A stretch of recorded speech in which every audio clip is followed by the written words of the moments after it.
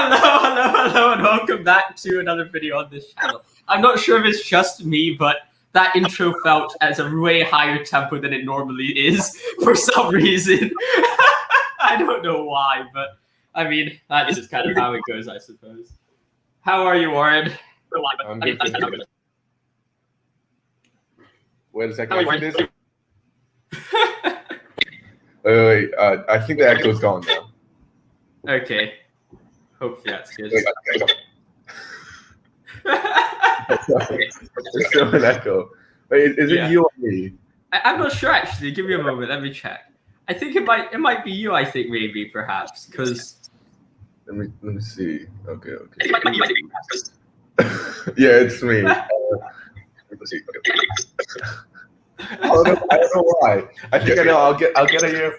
Okay, sure. Yeah, I think that will work. I'll mute you first, and I'll tell them what we're doing. So essentially, the plan for this live stream is essentially this. I'm going to be talking about.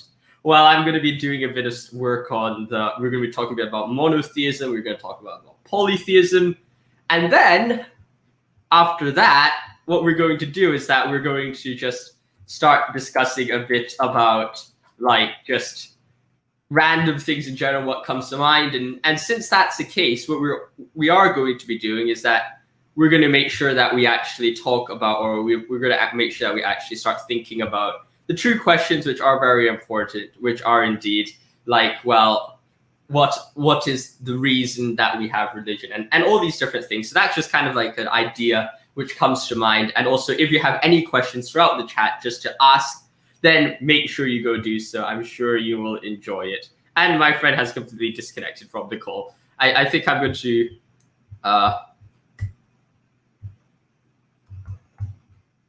add him back in a bit, but yeah. Okay, so there's three. Okay, he's back. Add to stream. Hopefully it's better, Wars. Hopefully this is a bit more suitable. I think it's the problem with the software, but it's okay. Yes, it's all good. If you can't hear the thing, it's fine. Yeah, it's all good now. I think it's all good. Okay, that's good. So how are you, Warren? I'm pretty good. I'm back in Hong Kong, living by myself, so it's enjoyable. Are you in quarantine now, or do you don't need quarantine if you're coming from? No, you don't need quarantine at all. Oh damn, that's actually pretty good, actually. Yeah. Does that mean going back to Shenzhen? Do you need quarantine for that? Yeah, I need quarantine going back, but I don't need quarantine coming over. That's good. Yeah. So okay, let's start off with our discussion about monotheism and polytheism. Did I call it polytheism? You might realize I'm completely out of it right now. But it's fine. So I mean, the funny thing is I think that we have perhaps a bit two different conceptions about, well, why do we have polytheism and monotheism in the first place, and perhaps why religion seems to be absolutely inseparable from the existence of humans for some reason. And I mean, I've always started off with kind of the idea that it comes from our desire for morality, or comes from our desire for a sense that we want morality. And that's kind of my starting point for monotheism and polytheism. It's we want to have some sense of transcendent obligation to adhere to, which allows us to have moral obligation to do what we want, I suppose. And that's where we get God. And then the polytheism is more how do you say it? Somewhat subjective, in the sense that there are more kind of groundings or more roots to morality than normal, if you got what I mean. What would your original thoughts be on that? First, can you just try to replug your headphones and plug it back in again? Because I'm hearing the echo, and it's very distracting. Oh no! But I'll reply to your thing whilst you just try to replug and see if it goes. So I think you're right in the sense that monotheism provides a more objective matrix for morality, but I guess my argument would be something like polytheism is better. I guess polytheism describes the human condition more accurately than the monotheism, in the sense that we are in all kinds of different moods, and polytheism describes it well, that we have different obligations and different roles that we have to play in our lives, and in these different roles we have to adjust our moral obligation accordingly. Well, I guess what perhaps is that I would agree with you in this sense that there are indeed different obligations, but perhaps what I mean you might be suggesting is something that I think Jordan Peterson says, and we might talk about Jordan B. Peterson a bit later in the live stream, but I mean he said something. It's like the Freudian idea of like kind of like the different obligations, the different kind of actions are ultimately dependent on like subconscious kind of anima or some subconscious kind of like personas in your mind, and that's how they kind of got these. So do you mean like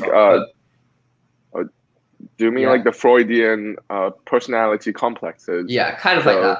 I mean, I wouldn't necessarily say I agree with it per se, but I mean, I would definitely say that I think that like there is a merit to the idea that polytheism is rational, and perhaps it's more of a face value reading of reality. If you get what I mean? It's like it's the easiest way to think that the world works, especially for a kind of a Stone Age kind of person. Like if we all lived in a Stone Age kind of situation, we would probably believe polytheism over monotheism, not only because of like kind of we want our own kind of sense of like God or obligation, but also perhaps because what we see in reality seems to suggest that there are multiple deities at work which are against each other. For example, you look at the sea, and it's like you perhaps an old person would like to, and old person I mean by like the ancients would like to see perhaps the sea is crashing onto the earth and there's some conflict there, and that might be like a sign, or at least they might impose a vision of spiritual warfare or something like that, which I don't think necessarily is correct, but at the same time I definitely see why they would think that. However, I think at the same time, go ahead. Yeah, and especially for the Greeks, a very interesting thing is that they saw gods everywhere. So no matter what they did, it felt to them that they were guided by the gods, and there were gods when you were cooking, or there were gods when I guess you're farming. And would this be the same for Christianity? So like everywhere, like God permeates the entire, I guess, living sphere. Yeah, I mean, I would definitely say that the idea of God being everywhere is definitely something which is found throughout Christianity and in the Greeks and perhaps with almost all religions in the world. And there's I think there's a sense of kind of man being in connection or in union with the divine, and it's something which I've always found which is very important to morality and things, is that there is a part in humans which is divine, or there's a part in humans which is transcendent. And I think that's a very important place to start with morals, or whenever you're talking about morals, because if you look at what ultimately underlies all morality, it does seem to be some initial assumption of some sense of intrinsic value of human life, if you get what I mean.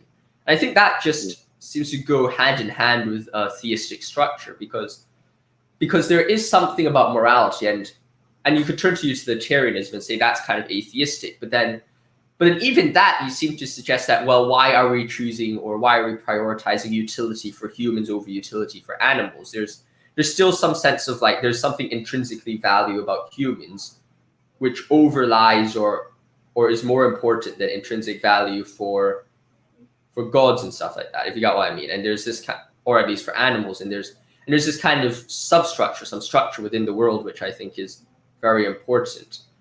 And that seems to appear in the idea of the transcendence. It's like God is with us, and perhaps even God is within us. And God being within us is perhaps more of a Christian concept than a Greek one, but because there is the Holy Spirit, if you got what I mean. But then that's something definitely to keep in mind. And I'll definitely agree with you that the idea of God being in the world is very important. Yeah, and I think we can draw a parallel here between perhaps Greek polytheism and Christian monotheism, in that in Christianity you have we're made in the image of God, whilst in Greek polytheism too, there's the idea that the gods are not so different from humans, and that the gods are what's the word, anthropomorphized. But perhaps the difference here would be that the Christian God is somehow more impersonal, at least like thinking about it, because the Christian God is too omnipotent for one to really relate to them. Whereas for the Greek polytheistic gods, they all have, I guess, their own flaws or personality failures. That helps one to see more of oneself in the God. Yeah, I mean, I think that, yeah, the anthropomorphism kind of thing is quite an interesting issue, because some people see it as a critique of religion. They're like, well, you've just made God in your own image. Then I like to look at that. I'm saying, well, isn't that kind of the opposite? You've gotten it the wrong way around. Because if you look at it from the idea that we are made in the image of God, then surely there would be some similarities between us and God. And that surely, if God wanted us to know him, he is in the shape or in the form of man. Not in the sense that we created him in the form of man, but he was first in the form of a man and then created man in his image, if you get what I mean. And I think that when people say, yep, go ahead. I just have a question for you. So in Christianity, why did God create mankind? I think that's a very interesting message, and that's why I like to say that the most important thing in Christianity is the relationship with God, because I think that's the only reason why God created mankind is for us to have a free relationship with God, and that we can rationally choose to believe him and come to him with love and trust and have that relationship with him, which I think is at the core of Christianity, and that's a very important concept to have in mind. So is it that, because I'm thinking in relation to Plato's Euthyphro, in the sense that in Euthyphro, Plato discusses piety, and he talks about how piety cannot be this kind of offering something to the gods, because the gods do not lack anything. So I'm thinking about this in relation to the Christian God too. So since the Christian God is omnipotent by definition, then he or she, I don't know, or it doesn't lack anything, then how can we give anything to the Christian God? Are you falling into the postmodern critique of saying that God is now a she or an it or not a man anymore? No, because I'm not very sure. Yeah, what's the I get where you're coming from, but I'll definitely say that I would. I mean, I think that the reason why God creates a relationship with humans is not because he needs that relationship. I don't think that's the case, but rather because it's to experience, or it's to embody that sense of love, which is also an aspect of Christianity, right? And it's like, well, what is God first? And there's a lot of attributes, right? There's God as like the omnipotent being, is God as a creator. But I think what makes God the most godly is, or at least makes the Christian God separate from all the other religions, is his love, if you got what I mean. It's like very rarely do you see, and of course throughout religion you see sacrifice of the gods, but you very rarely see sacrifice of the gods for humans dying in a very embarrassing way. Like most gods are too proud to do that, if you got what I mean. But then it does demonstrate the kind of the story of the God dying on the cross for humans, is that like God is willing to sacrifice himself to die for humans, imperfect humans, and that necessity or that attribute of love needs a relationship. You can't have love without people around you to love, if you got what I mean. Like, what's the point in being the most loving person if there's no one around you? Like that, it kind of defeats the purpose. And to exemplify that like relationship, he would create a universe where there are free agents for him to love and interact and have a relationship with, I think. Yeah, that's very profound, because it's almost like the greatest being is not only the one with the most power, but also the one with the most love. And I guess, but here I also see a kind of paradox in the sense that a relationship of love is I guess mutually beneficial in the sense that the lover and the one who is loved, the lover needs the one who is loved, and the loved needs the one who is the lover. But I guess again, taking back to the omnipotence of God, if God is omnipotent, then I guess he wouldn't need anything. So it's sort of contradictory, this omnipotence and I guess the most power, and also benevolence, omnibenevolence in the most love. But maybe lying in this kind of contradiction is a kind of Christian beauty or the beauty of Christianity. Well, I'll perhaps say and perhaps rephrase that in the sense that it's like needing something and desiring it is perhaps different, if you get what I mean. Like love can be active and love can be passive. For example, you could have a crush on someone, you could like someone, but then acting upon it is a different thing, or having a relationship with them is different, right?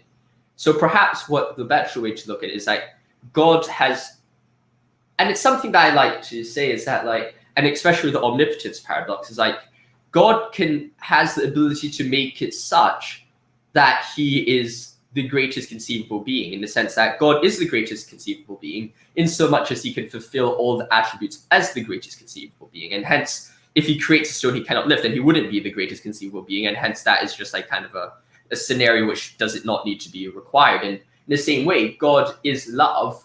God has the attribute of love, and then he can passively, and then he could experience it, or he could carry it out actually in the physical world with other people, if you got what I mean. So instead of saying that God needs that other thing, it's more like God desires it, and then therefore, since he desires it and it is a sufficient goal, then he actualizes it, if you got what I mean. So I like to view God as a kind of a being which knows all possible worlds and actualizes worlds, if you got what I mean. It's bringing that what he knows into actualization.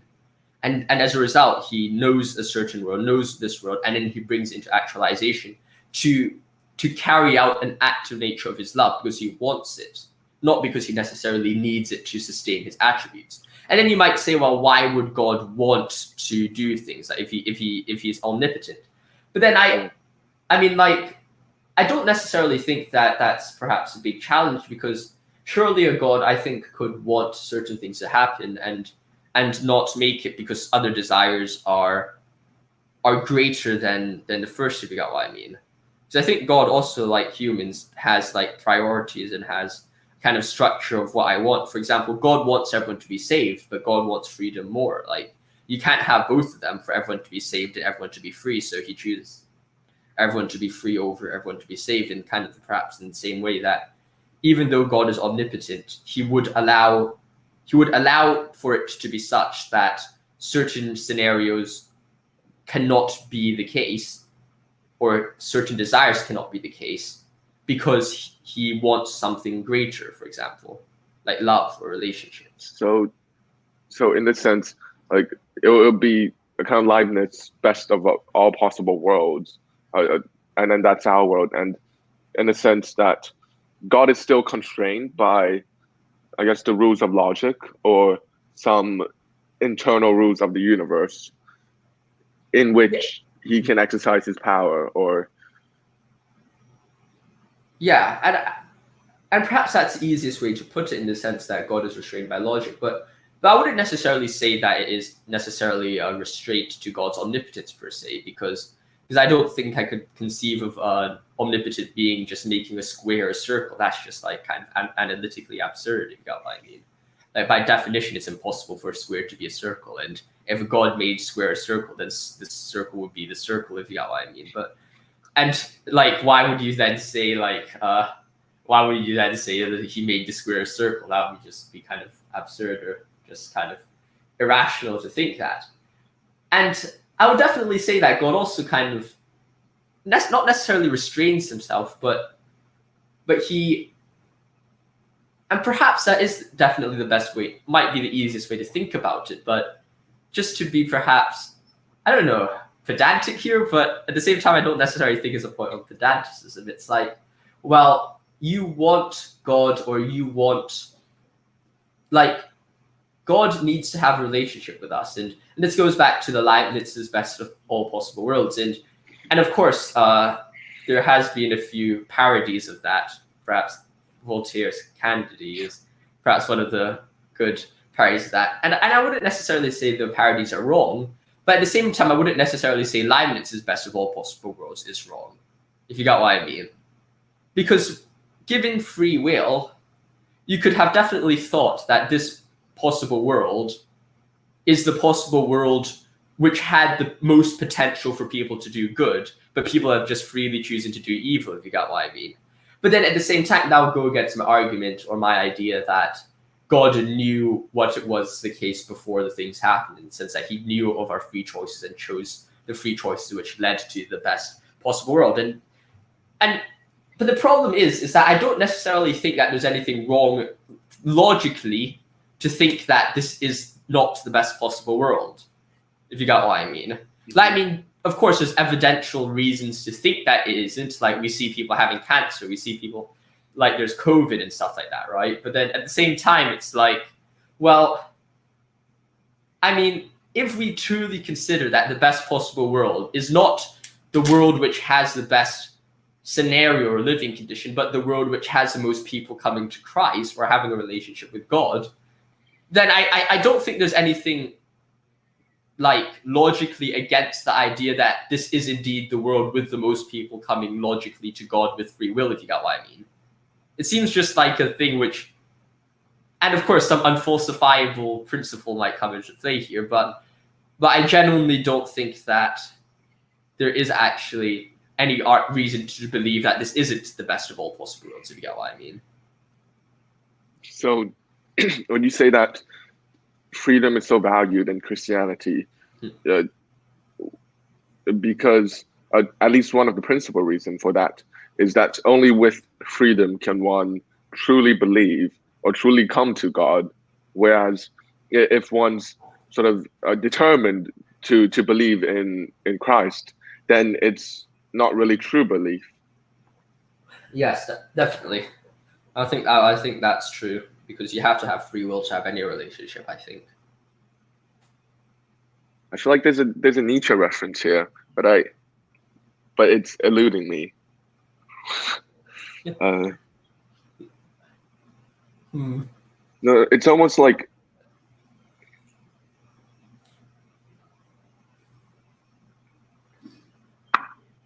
wait, I'm farting. Just wait a second. But I have to admit that, you know, and now that you've read and you've brought up Nietzsche, that Nietzsche was actually very, perhaps even his language was quite influenced by Dostoevsky, because his word resentment actually comes from, or at least is alluded to, the French translation of the Notes from Underground, if you get what I mean. So it's actually quite a profound thing. And I'll give you that book when we meet. Are you coming to school on Monday? Yeah, I'm coming to school. I'll give you the book then, yeah. Okay. You can do the prefect rotas with me, but then you've luckily skipped all the prefect rotas because they thought you were in Shenzhen.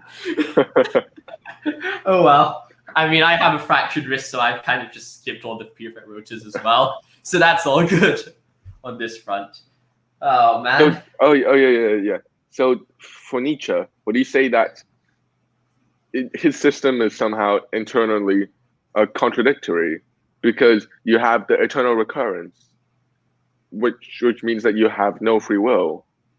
And then he starts criticizing those Christians for or those slaves for their slave morality when they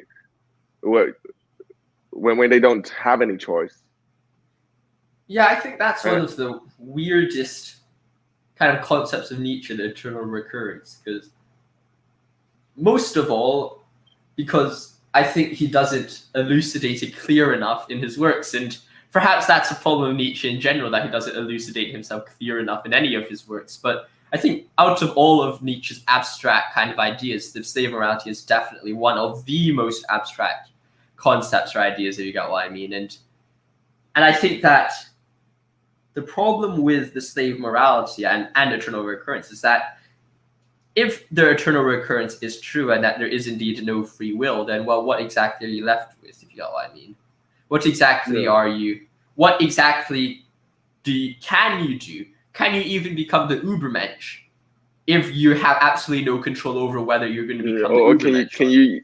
Can you even start loving fate, loving your eternal recurrence if you're eternally recurring? Yeah, exactly. So, yeah, there's something which I think the eternal recurrence kind of poses a significant problem to the present, and that's why I think there's a slight difference between Kirillov's idea of eternity in the present and Nietzsche's idea of the eternal recurrence. Because I think the moment you have recurrence in any scenario or any universe, you lose that free will, and you also lose that individuality. Because I think free will not only is a kind of a choice and a relationship, it's also about what makes humans us, right? Like, if we didn't have free will, we were reduced to literally nothing but like the weather or something, which is a produce of the natural world, and we're reduced to a mere animal, or even just like a wood or a computer. Like, our computer has no free will; it's made out of particles. We have no free will. We are made out of particles as well. Like, so, of course, what we're made of is different. Well, would you almost want to define us as the willing animal?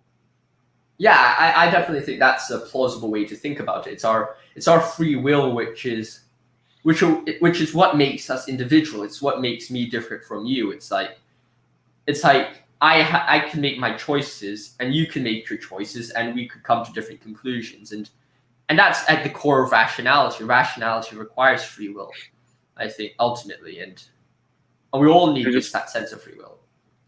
Just being the devil's advocate, wouldn't you say that maybe the human ability isn't actually the ability to will freely, but in fact the ability to eradicate your will?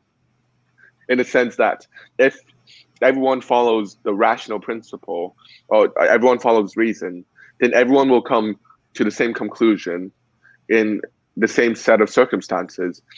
So there's almost a human ability from our reason to eradicate our will, and then could you even define us as the willing animal who can will to not to will?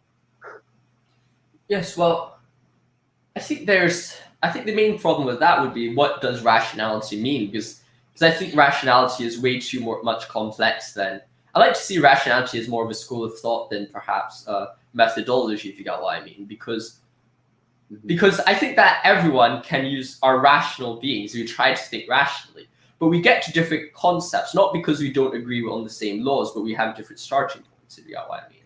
Like, our standards, our fundamental axioms are perhaps different in a rational sense. It's like, what do we consider as good evidence, or what do we consider as a sufficient justification for a certain principle? We all have these different fundamental axioms, which aren't necessarily able to be self-explained within themselves, if you got what I mean. Like, you can't necessarily use rationality to rationally prove why your set of justifications should be at a certain level, if you get what I mean. Your requirement of evidence at a certain level, your rationality doesn't necessarily get you that far, if you see what I'm talking about. So are you saying, like, other than maybe reason, as defined as the logical rules, we also have another faculty of you said justification, but I would want to call it maybe judgment, in the sense that it is the faculty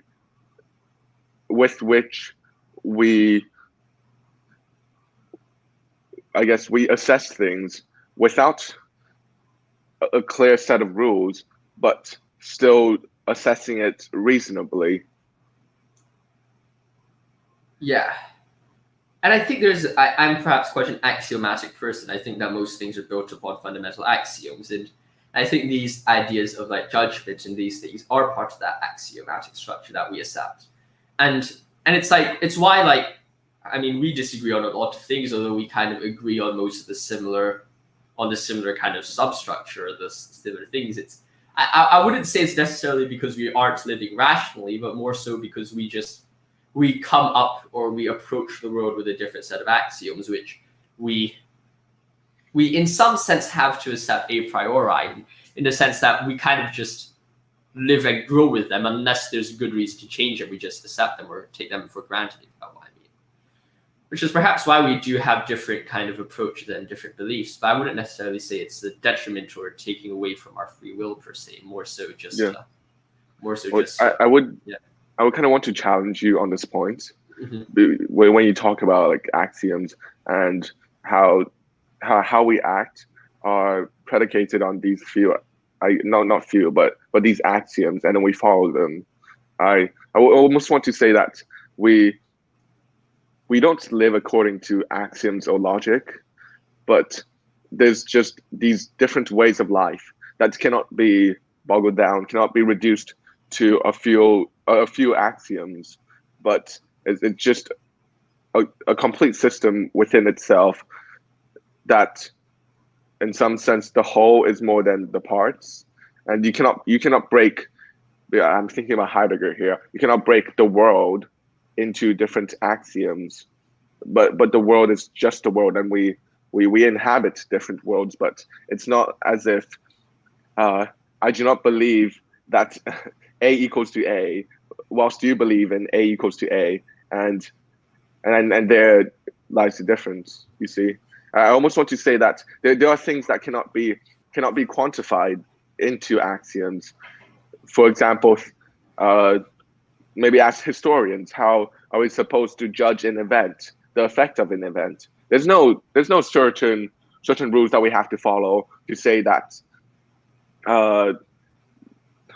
I guess the Hungarian Revolution was the most important factor in Brezhnev's conservatism, etc. But we just have this innate ability of looking at disparate facts and then synthesizing them in some way, and we'll call this judgment, without rules of logic or without any axioms, and form an evaluation of our own.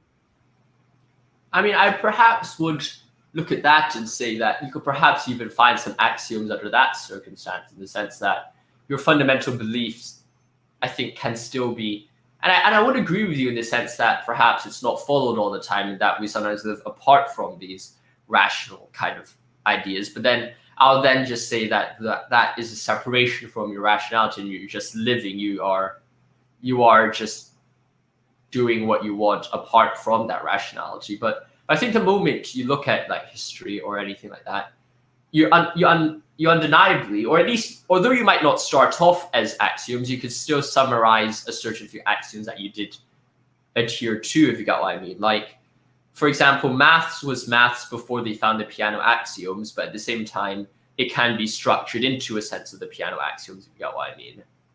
It's the idea that axioms describe our actions, because that's kind of a way how we go around trying to structurize or rationalize our actions, if you get what I mean. But I would still want to disagree here, because you use the word rationalize, mm-hmm. and if you observe how we normally use the word rationalize, it is we first act, and then in retrospect, after we've acted, we start rationalizing our actions, try to analyze what principles do we follow, why did I do this thing? But a lot of times when we're just acting, we do not really think about it. We just do it.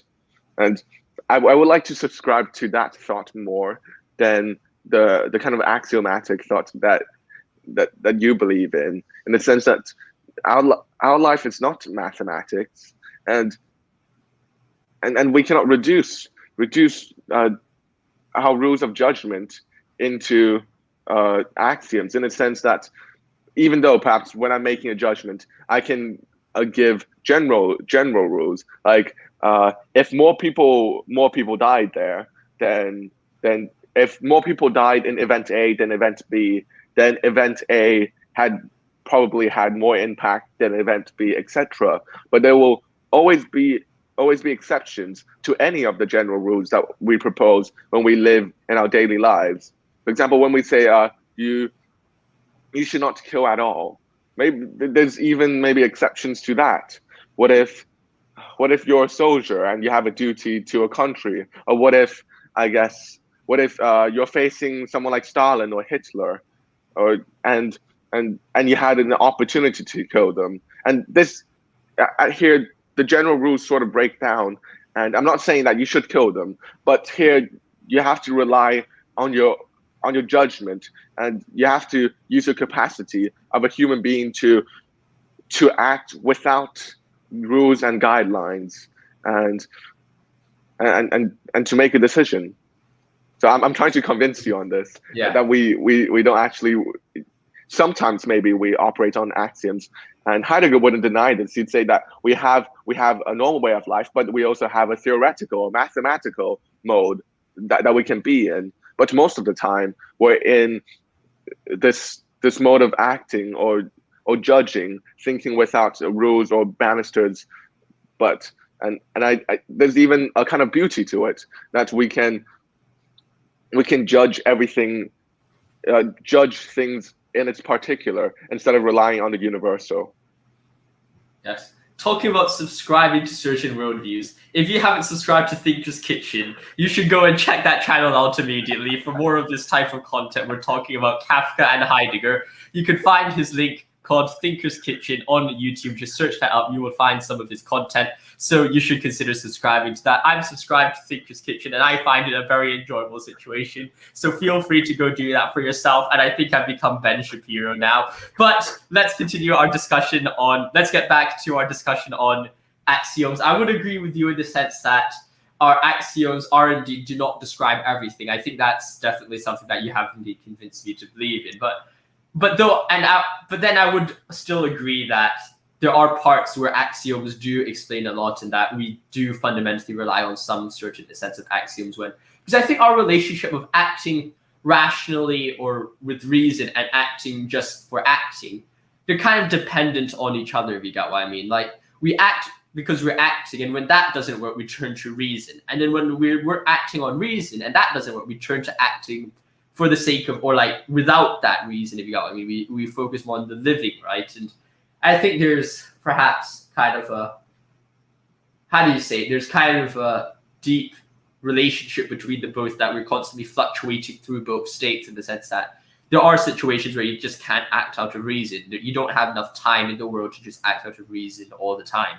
And there's also, you would probably destroy yourself just living for the sake of living, because that's just going to lead to, I think, some sense of hedonism or something like that. So I think you've definitely convinced me that not everything is axioms, and perhaps has helped me perhaps even elucidate my thoughts a bit more, because I definitely did not pursue that kind of path too much in the past, or at least haven't thought too much about it with this seriousness. And I think you're definitely hitting on a very important point, and that there's life of the mind, where we rely on axioms and reason, and there's also the life of action, where we just do, and perhaps we act without thinking about these general rules. But there's this intimate connection between the two, in the sense that if you don't think, then what you do would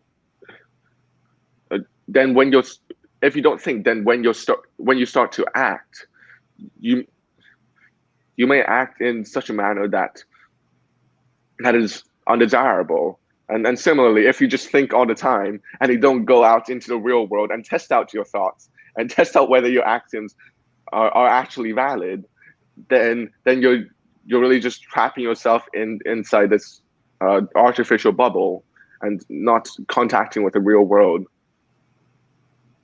Yeah, I mean, I think that's definitely true. I definitely think there is that separation. It's a very important and valuable separation. I think too many people try to think they're always acting rationally when they're actually kind of not. It's a sense that you know that you're not acting rationally the entire time, but then you should stop deceiving yourself as if you're acting rationally the entire time. It's not going to work very well for you in that sense. But perhaps, I think, go ahead. Oh, you can go on. You can go on.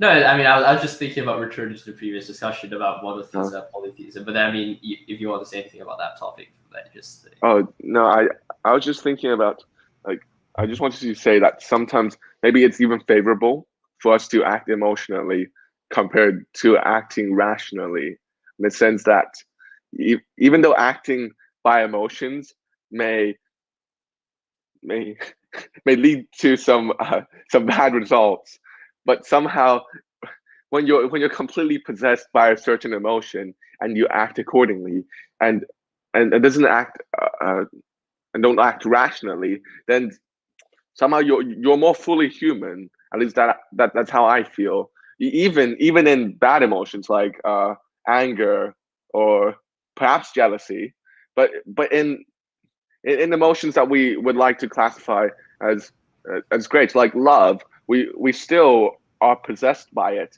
and acting irrationally. But acting without reason doesn't mean that the action is bad. I think that's something that has to be clarified, maybe. Yeah, I definitely agree with that. Definitely agree with that. And now we have talked about polytheism, monotheism. Let's talk about the role of fiction in our lives. And then I think that would also tie into our discussion about Jordan B. Peterson a bit later. So let's start talking about fiction. Well, what do you think is like the use and the utility of fiction?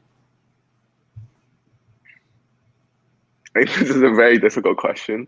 In part because there's almost no one general, I guess one general approach to fiction that everyone subscribes. There are too many genres in fiction for one to give a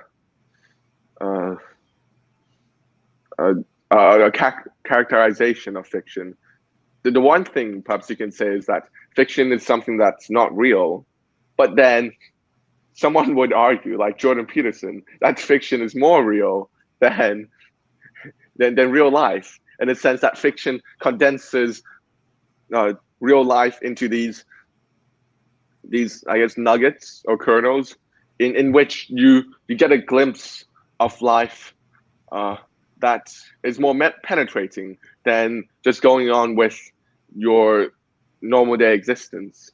I'm wondering what you think about that. I mean, I definitely think that fiction does represent reality, but perhaps not in the same way that Jordan B. Peterson describes, or maybe it is in the same way Jordan B. Peterson describes. I'm not really sure, but I like to see fiction, or at least literature, as kind of an expression of one's subconscious. The idea that when you're creating art, when you're writing, you're not really writing out of rationality, if you get what I mean. You're writing because, or at least most arts, when you read it, it's like you see the author writing out their experience embodied in reality. And most of the times when you read like Dostoevsky, or when you read perhaps like Tolkien, it's more of a representation of someone's inner psyche and their beliefs embodied in physical characters in the world, so that you are brought into their universe and that you can have that communion, or you can have that sense of interaction with them, if you get what I mean. And I think it's by that sense of connection which gives it its reality, or gives it its truth, in the sense that it is a very true demonstration of one's inner psychology. Yeah, and maybe it's almost like because your beliefs are crystallized into these characters, that they take on a kind of profundity that is more than just mere ideas, because people are much more complex than just, I guess, one set of doctrines. And also it probably has a greater effect on the reader than just philosophical books. For example, rather than reading the Nicomachean Ethics, maybe I would change. Maybe a fiction book would have more impact on my life. And also I want to say that maybe fiction manages to say things that, or maybe just art in general manages to say things that we cannot in fact articulate in words.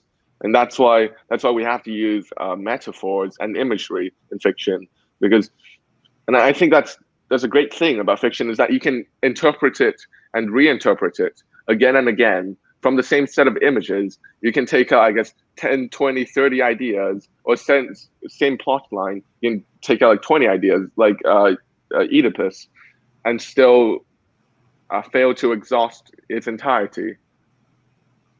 Yeah, I definitely agree with that. There's something about something magical about art. It's like it helps you appreciate that life isn't just solely about clear, rationalized philosophical arguments. Because I think a life based on that would just be very, very dry, if you get what I mean. Just imagine thinking about having to rationalize absolutely everything before you do them, or having to write everything into philosophical doctrine. And I have to admit that, or I have to say that, like, listening to music as well, along with art, is perhaps a very spiritual or a very beautiful experience. It's like listening to Ennio Morricone. It's like beautiful. It's profound. It's life-changing because it brings out parts of you which you perhaps haven't described it before. Because when you're reading, right, when you're reading Dostoevsky or you're reading Tolkien or Lewis, what you see is that you're not only just thinking about it, but you're interacting with the characters. There's real people in the stories acting out things. There's images that you have, which speaks to you in a way that is inseparable from the kind of the, how do you say it? It's inseparable from the logic, but at the same time it embodies the logic via their actions. Because at the end of the day, life is not about what you say and what you think. It's about how you live. If you can't live right, I mean, if you can't get that fixed or you can't get that straight, I mean, I would highly dissuade you from trying to go into philosophy if you can't even live right, because then you're faced with a significant challenge, right? If your philosophy tells you something that you can't live out, then it's as much a problem with your life as it is with your philosophy. And that's something which I think is completely different in literature, because literature actually embodies it, and that's something you can really you not only understand about others, you understand about yourself, and it's not an abstract idea, but it's one which is very, very intimate, and it's really at the core of your existence, if you get what I mean. And maybe that's like the problem a lot of people have with philosophy professors, or even, I guess, priests, in the sense that they don't really act out what they teach other people. And if you don't act out what you teach, or if you don't act out what you know or what you've learned, then it's almost as if you haven't learned anything. For example, maybe you're able to write a 200-page book on maybe Aristotle, but if you cannot really follow his teachings, what's the point of you writing that book? Or do you really understand any of his thoughts if you don't act it out? Talking about 200-page books, if you haven't bought my book, Christianity for All, make sure you go check it out. The link's in the description below. Oh my gosh. I just had to do it.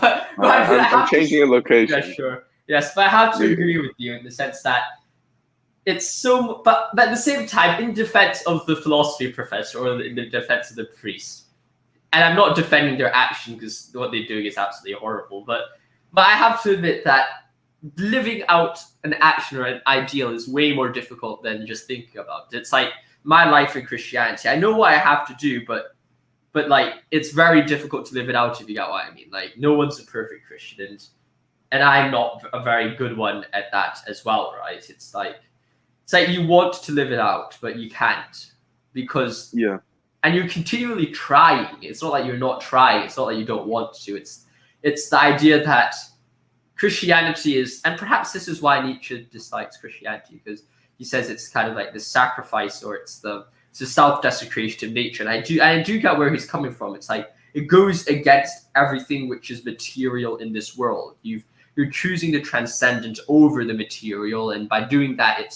there's this inner conflict within you which is tearing you apart from both sides. And that's what Nietzsche says is self-desecrative. And I do agree with it to some extent, but I think that the beauty that you get from that self-desecration is very beautiful, and perhaps outweighs or overcomes that struggle which you get from trying to obtain that ideal. But I guess what I'm trying to say is that it's very difficult to live it out. And because Christianity is fundamentally it's a relationship, or it's an ideal which is by definition unobtainable. It's like, try to be God. Be holy for I am holy. That's the goal of Christianity. Have a relationship with God. and having a relationship with God isn't difficult. It's being in a good relationship with God, which is the key problem, or it's at the heart of the problem, if you got what I mean. And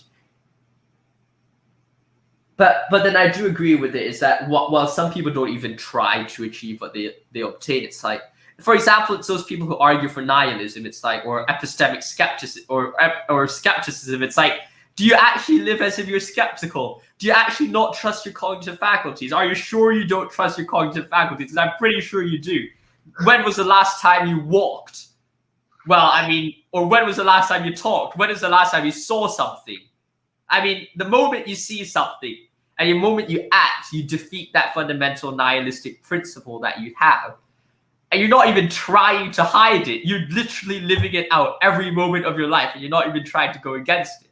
That's why I have to admit, I have very little, not respect, but very little sympathy for those who believe in nihilism or argue for nihilism and don't find a solution to it, because there's no way on God's good earth that they managed to live it, or are even trying to live out a nihilistic life, because that's just absolutely impossible, if you got what I mean. Well, I guess I have three things to say about that. I think the first one, to respond to your last point, I feel like there's from the people I've encountered, there's this one writer who's I think almost embraced this nihilistic life, or no, it's David Foster Wallace, and he's not about nihilism, but about solipsism. And I think he read way too much philosophy, and then he became very scared that the world is solipsistic, and he ended up in like depression, and then in like a suicide ward because he was getting too into these ideas, and really just unable to get out of the solipsistic argument. He couldn't find any way out, and he really became extremely depressed because of this. And I think there may be some people who's able to embody the idea of maybe nihilism or solipsism, but the result, it I guess, isn't desirable, to say the least. And the two other points I talk about is one about forgiveness, in the sense, I think that's why in Christianity forgiveness is so valued, and that's we are always trying to strive closer towards the ideal, and because we are fallible, a lot of times we do not get there. But just because we're not there yet, or we're not there yet, and we make some mistakes, we sin, doesn't mean that we're a deplorable person. And it makes me angry, because I think one of the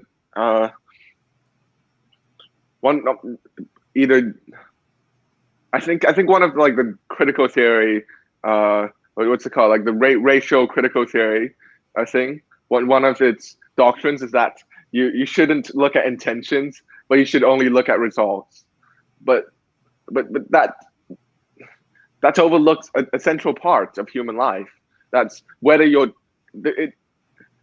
two people whose action are the same can be completely different in their intentions, and we should evaluate them differently accordingly. For example, there may be someone who's I don't know, who's doing some bad things but trying to be good, and there's another one who's just reveling in their badness.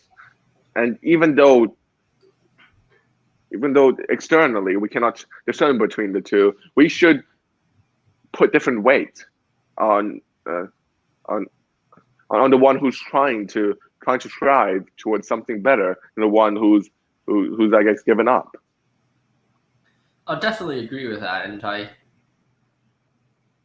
I think that it's and we might get cancelled for raising critical race theory now, but I definitely agree with you. It's that like the intention is just so important and it's so valuable that it's almost impossible to separate it from the act itself. It's like, because I mean, I don't know if I'm a very naive person. I sometimes think I am a bit naive person. I like to believe that people have good intentions and are generally trying to do good, and that might be a very simplistic reading of the world, that's for sure. But I mean, it's a good way to start off with, at least. Like it's you, and perhaps that's why I'm a generally quite a charitable person in my comment section. I get quite annoyed when people start saying random, rather uncharitable things about anyone in general. And I think a huge problem with suspecting that other people have bad intentions is that you can't really discern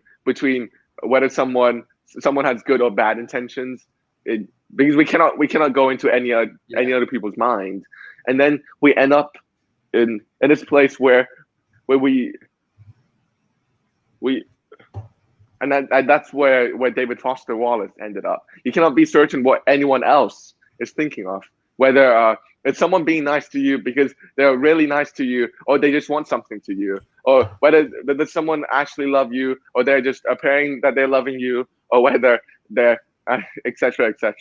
You see, and it's a terrible place to live, because once you start doubting other people's intentions, then you'll end up in this place of not really skepticism but solipsism, because you cannot understand anyone else, and you become extremely lonely through the process. And maybe that's tying back to our discussion of fiction, since we're supposed to be talking about fiction here. That's maybe one of the roles of fiction, the ability to, through, I guess, sitting down on your desk and just thinking very very hardly about what other people's actually feeling, and then somehow managing to understand them to a certain degree, understand them, and this understanding is something that we cannot achieve in daily life. Whereas in fiction, when we really try to think from another person's view, and we by no means succeed every time, but in this trying for a very long time, we may be able to do so to a certain degree, like Dostoevsky when he's writing Notes from the Underground, or Diaries of a, what's the other one about, like the dreamer? No, Diaries of a Ridiculous Man. Yeah. So he manages to construct the world of another person without really being inside that world, and that's maybe the beauty of fiction, to be able to be with other people and not to be lonely. Yes, I definitely agree with that. I think that's definitely true. So perhaps before we end off, we can turn to our fundamental discussion about Jordan B. Peterson and I'm not necessarily sure what we were actually planning to talk about it, but I mean, I'm a bit confused. But what was it that we wanted to talk about him? I'm pretty sure we added in Jordan Peterson to gain some views, and then we didn't really. We didn't really think about what we're supposed to say. Because essentially, what the reason why I was thinking about doing that was because I had the theory that if you put Jordan B. Peterson in anything, that you get a bit more views. And that's not why I make videos with Jordan B. Peterson in them, but I was trying to do a bit of a scientific experiment as to see whether the videos with Jordan B. Peterson in them do better than a video with a Brahmin Hindu god in them as well. Because if you could check my thumbnail, the thumbnail is exactly identical to the one previously, apart from different words and the face of Jordan B. Peterson being exchanged with the Hindu gods, Ganesh or something like that. So I mean, we'll see how this goes. The experiment would be interesting. I'll perhaps give you my findings the next time Warren comes on my channel, which will perhaps be next Sunday. We do these every Sunday, so we have a bit of these chats or something, a bit of a discussion. If you want to let me know about any topics you want us to discuss, or just talk about in general, then let me know on my Discord server or in the comments below. The Discord server is found in the link below. Like always, if you want to check out Warren's channel, then you can check it out at Thinker's Kitchen.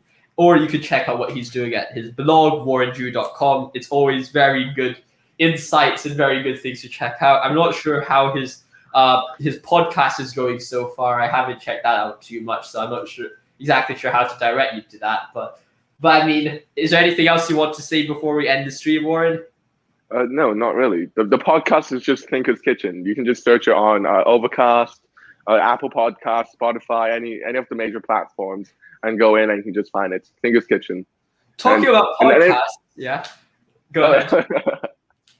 No, I just need to advertise a bit more. Yes, that's good. And also, if you're on like Apple Podcasts, it'll be very good if you like it and just leave a review. That would be greatly appreciated. Yeah. Yes, you should also. That reminds me to also promote my own podcast as well, Dostoevsky and Us. It's currently doing quite well. It's ranked 42 in arts and books in Slovenia, which is perhaps because there's a lot of Russians or okay, maybe I should say no, that's not right. But it's one of those old Soviet countries. So was it Slovenia? Where is Slovenia? My geography is absolutely no, Josh. I'm pretty sure it's because there's only 42 podcasts in Slovenia. No, but I have to. Maybe like the censorship. Maybe there's too much censorship. Yes. And they only allow 42 podcasts. And they just see like Dostoevsky and Us. That's a pretty harmless podcast. Yes. I'll allow it into the country. Oh man. And so make sure you go check that out as well. It's called Dostoevsky and Us. It's doing quite well. And we'll see how that goes. So make sure you go check those two things out. Go check out Warren's stuff. We're going to have him next on Sunday or something like that. And maybe with COVID regulations, he might be able to come over to my place or something, and we could actually be in person instead of going over this weird. Actually, you can just come over to my place. You can come to my place like after school. Yeah, that's like, very 2 good. to 3, you see. And we can just record an episode. Yeah, that would be good. But we'll see how that goes. Like always, stay safe. God bless. I'll see you in the next video. Make sure that you have any video requests. Make sure to indeed check them out or let me know on my Discord server or in the comments below. I always try to read them as much as possible. Stay safe. God bless. Like always, have a great one. I'll see you soon. And